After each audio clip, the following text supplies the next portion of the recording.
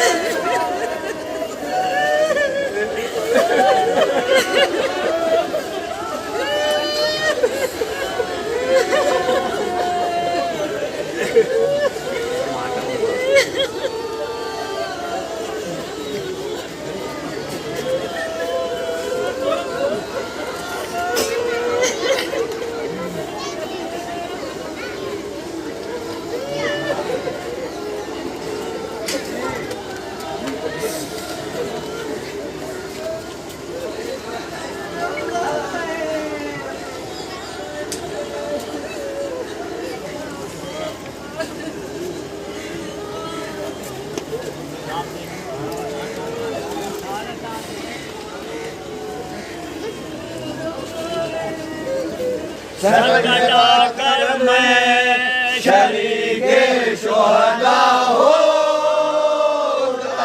ہوں آج میں تیری امانت سے ادا ہوتا ہوں قاسم میرا باقی ہے ناک بر باقی علمدار سلامت ہے آج ہے نہ بھتیجے نہ برادر باقی سر میرا باقی ہے اور اصغر باقی سر میرا باقی ہے اور اصغر باقی اصغر ہو میرا سر بھی جدا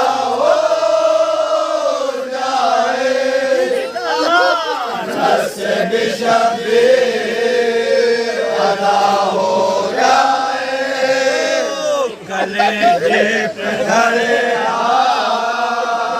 قرآن ہے اکبر وہ عباس دلاور حسن کا دلبر ایک پیارے کو قربان کیا گن گن کر امانت میں خیانت نہ ڈرائے دعوت امانت میں خیانت نہ ڈرائے دعوت خون دولت جو تھی مجھ خاک نشی کو سونپی وہ امانت تیرے بندے نے زمین کو سونپی جب ہوئی زور ڈرا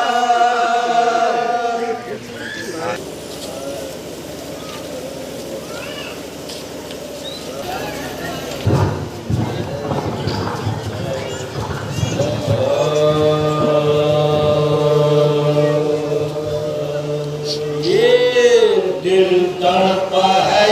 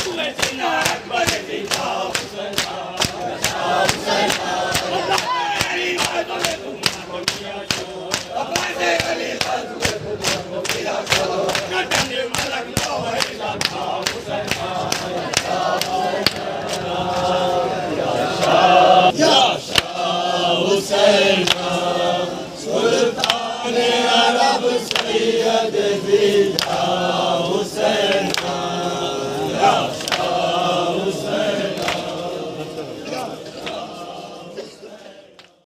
امام مظلوم کی تربت کی اس علامتی سفر میں شریک ہونے کے لیے آپ آئے ہیں، اور یہ بات جاننا بہت ضروری ہے کہ آخر وہ کیا وجہ تھی جن کی بنیاد پر امام مظلوم کو اپنا وطن مدینہ چھوڑ کر مکے سے ہوتے ہوئے کربلا تک پہنچنا پڑا. سن 60 ہجری انسانی تاریخ کا وہ بدترین دور تھا جب وحشتوں کے صحاب اندر صحاب عمدے چڑھے آ رہے تھے، چار طرف دیوانگی کے رقص ہو رہے تھے، اسلامی شریعت کے قوانین کسی رقاصہ کے پازیب کی جھنکار میں گم ہو رہی تھی.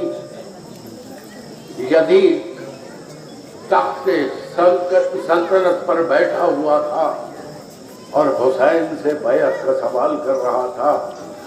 یہ حسین سے بیعت کا سوال ایک انفرادی حسین سے بیعت کا سوال نہیں تھا، یہ حسین سے بیعت کا سوال ایک اجتماعی حسین سے بیعت کا سوال تھا جو رسول خدا صلی اللہ علیہ وآلہ وسلم کے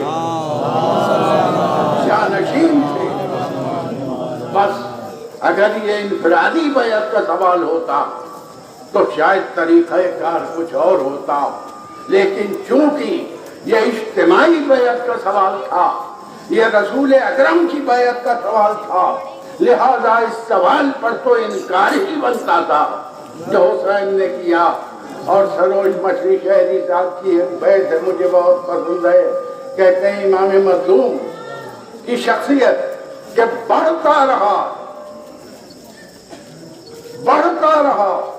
ہر لحظے ضرورت کے واسطے، اور سمٹا تب بس یزید کی بیعت کے واسطے. اس کا مطلب یہ ہوا کہ یزید کی بیعت کچھ ایسا اہم مسئلہ تھی کہ وہ ہاتھ جو بڑھ کر دیتا رہتا تھا وہ ہاتھ پیچھے کی طرف سمٹا، کیونکہ حسین دیکھ رہے تھے کہ صلح حسن کے بعد 20 سال گزرنے کے بعد بھی مسلمانوں کے درمیان جو قوت احساس تھی وہ ختم ہو گئی تھی، جو جرأت اظہار تھا وہ ختم ہو گیا تھا. لہذا ضرورت تھی ایک ایسے کارنامے کی جس کے بعد شریعت کے اصول پھر سے زندہ ہو جائیں، جن کے بعد رسول اکرم کی بنائی ہوئی بنیادیں پھر سے مضبوط ہو جائیں. حسین مدینے سے چلے، مکے پہنچے. مکے میں آپ کو احساس ہو گیا کہ آپ کو یہاں دوران طواف قطع کر دیا جائے گا.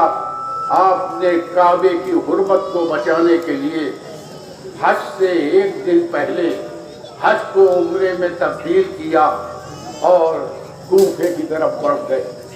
کوفے کی طرف جہاں حسین جا رہے تھے وہاں سے بہت خطوط آئے تھے، ہر شخص بلا رہا تھا، مگر کسی خط کی تحریر میں تاریخی طور پر یہ نہیں لکھا ہوا ہے کہ فرزند رسول آپ آئیے، ہم آپ کے ہاتھ پر بیعت کریں گے اور آپ کے ہاتھ میں یہاں دارالامارہ کی حکومت دیں گے.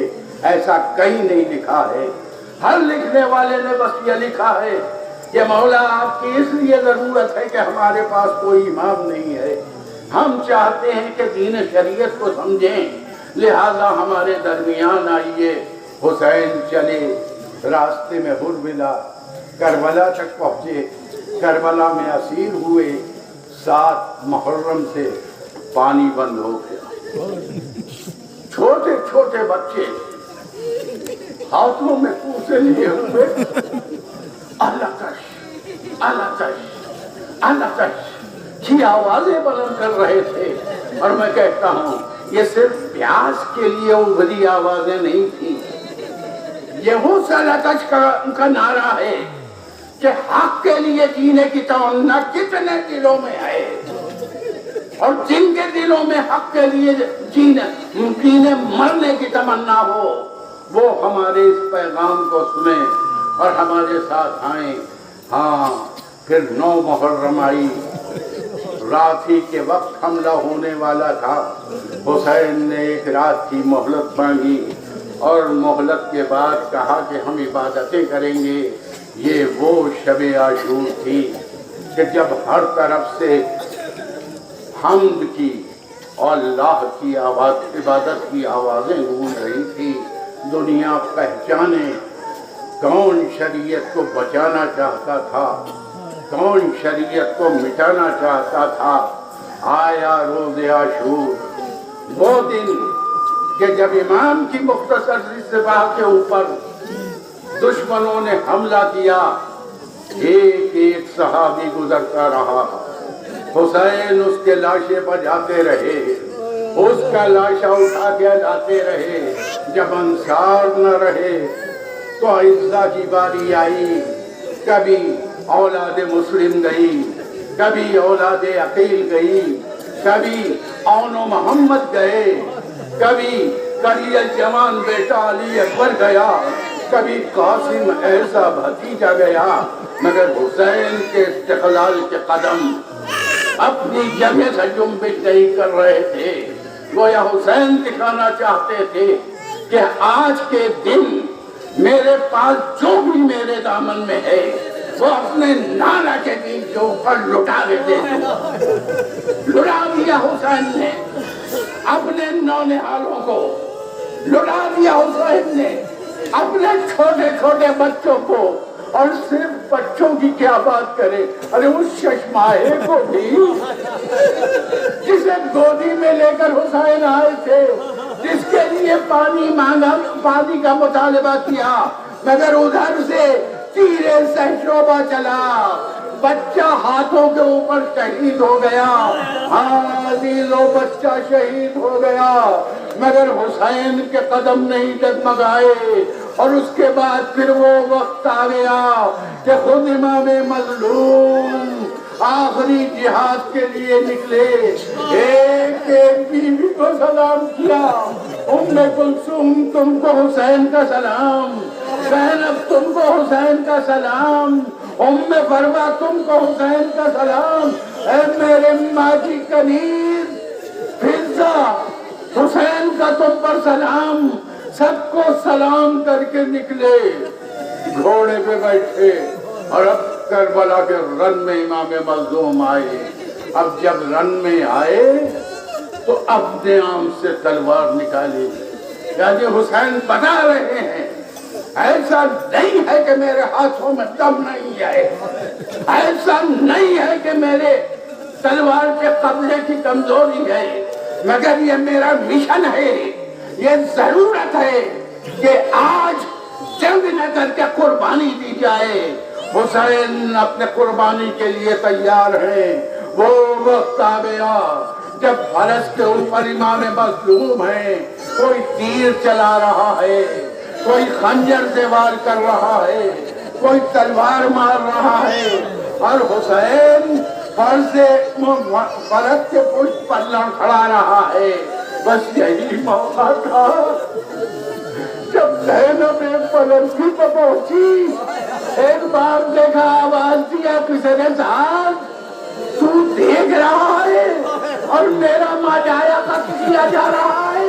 حسین کے کانوں تک یہ آواز پہنچی، اپنے کو بلند کر کے کہا، اے زینب ابھی میں زندہ ہوں، خیمے کے اندر جاؤ۔ زینب خیمے کے اندر گئی، سورج سوانے پہ آیا، سیاہ آندیاں اٹھنے لگی، اور اس کے بعد حسین ڈگمگا کے زینے فرش سے سرزمین ماریہ کی طرف آئے۔ ہاں یہ وہ موقع ہے جب فرش یہ کہہ رہا ہے، حسین اب میری پشت پر نہیں ہے، عرض ماریا کہہ رہی ہے حسین مجھ تک نہیں آئے، تو پھر حسین ہے کہاں؟ ارے تیروں کے اوپر ہے حسین کا جسم، ایک ایک تیر ٹوٹ رہے ہیں، حسین کا جسم کربلا کی طرف آ رہا ہے، اور حسین دونوں ہاتھوں سے مٹی کو اکٹھا کر کے آخری سجدہ کر رہے ہیں اپنے مالک حقیقی کا۔ ادھر حسین نے سجدہ کیا اور ادھر پسے پشت سے شمر نے خنجر چلا کر حسین کا گلا الگ کر لیا۔ ہاں، جب گردن کو حسین کی اٹھایا تو خون لگا ہوا تھا، لہو تھا۔ ایک بار شمر نے سوچا کہ نیزے پہ بلند کرنے سے پہلے لاؤ فرات کی نہروں میں اس سر کو دھو لیتے۔ یہ اس وقت کی بات ہے کہ جب اتنی بے دردی سے قتل کیا گیا تھا تو امام کی زبان ان کے دانتوں کے درمیان آ گئی تھی۔ ادھر شمر نے امام کے سر کو فرات میں ڈالا، ادھر پانی سے مسوا، ادھر امام نے اپنی زبان اندر کر لی، ہونٹوں کو کس لیا تو اپنی پیاری بیٹی سکینہ سے کہا بی بی تم تک پانی نہیں پہنچے گا، تم میرے ہونٹوں تک بھی پانی نہیں پہنچے گا، میری بہنیں پیاسی رہیں گی تو میں بھی پیاسا رہوں گا۔ ہاں، حسین شہید ہو گئے مگر کیا مصیبتوں کے بادل چھٹ گئے؟ کیا سب کچھ پہلے جیسا ہو گیا؟ نہیں، گھوڑوں کے ہلانے کی آواز آ رہی ہے، گھوڑوں کے ٹاپوں کی آواز سنائی دے رہی ہے، اور سپاہیوں کے ہاتھ میں اب نیزے اور تیر کمان تو نہیں ہے مگر مشعلیں ہیں جو چل رہی ہیں۔ کیا کرنا چاہتے ہیں یہ؟ ارے یہ خیام حسینی میں آگ لگا دینا چاہتے ہیں۔ آگ آگ آگ خیام حسینی کا مقدر بن گئی۔ ہاں، ہر طرف شعلے اٹھنے لگے۔ جب شعلے اٹھنے لگے زینب ایک ایک بیوی کو باہر نکال رہی ہے، ایک ایک بچے کو باہر نکال رہی ہے، اور یہاں تک جب سب کو نکال لیا تو اپنے بیمار بھتیجے کے خیمے میں گئی۔ امام زین العابدین گشت میں ہے، علی کی بیٹی نے اس بیمار امام کو اپنے پشت اور اپنے کاندھے پر لادا اور اسے لے کر کربلا میں آ گئی باہر اور سرزمین پر لٹا دیا۔ ہاں، یہ زینب ہے، یہ حسین کی بہن ہے۔ اور اس کے بعد وہ 11 محرم کا دن آیا کہ جب کمران لوگوں کو رسم بستہ کر کے لے کے چلے اور چلنا چاہتے ہیں تو اس وقت ہمارے وطن میں ایک شعر پڑھا جاتا ہے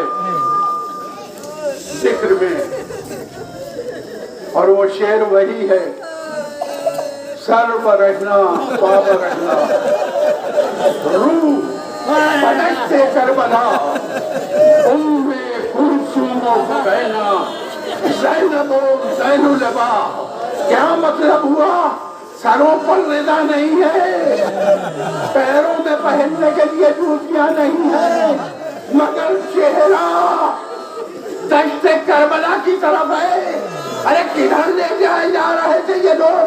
کوفے کی طرف نہ، عام طور پر جدھر جاتا ہے کارواں میں سفر لوگوں کا چہرہ اس طرف ہوتا ہے، لیکن یہ عجیب بات ہے، شاعر کہتا روح بدشت کربلا، ارے سب کے چہرے کربلا کے طرف، کیونکہ سب کو احساس ہے فاطمہ کا ماں جایا بے گور و کفن سرزمین کربلا پر پڑا ہوا ہے۔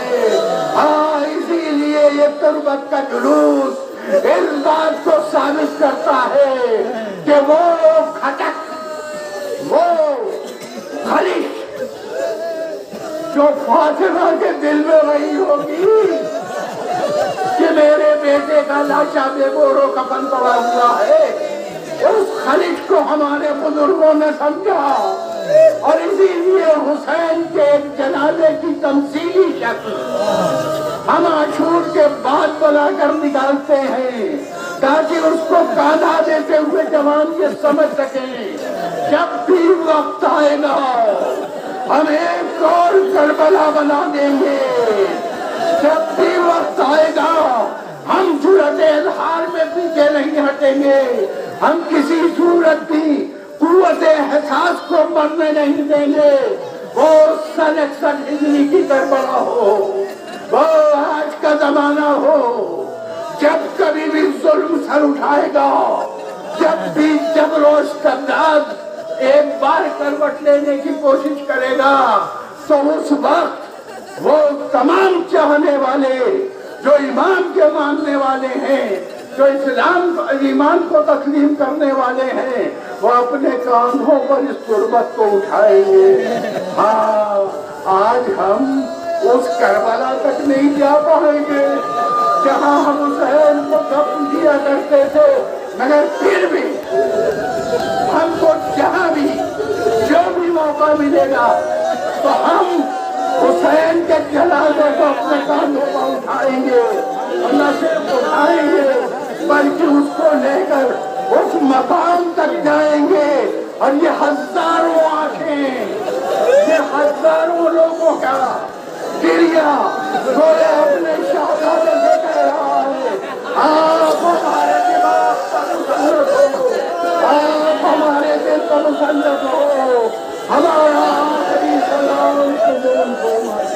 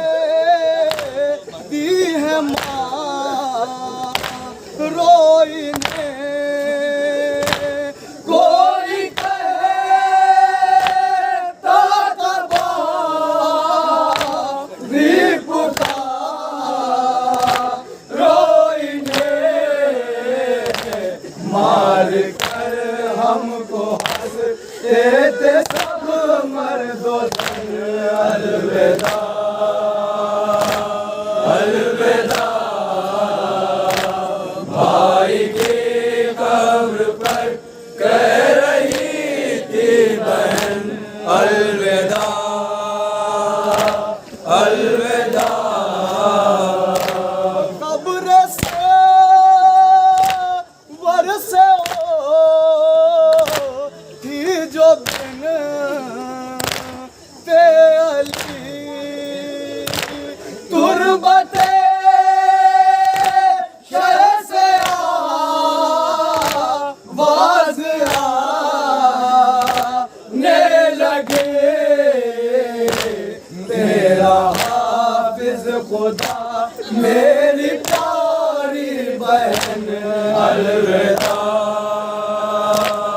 الوداع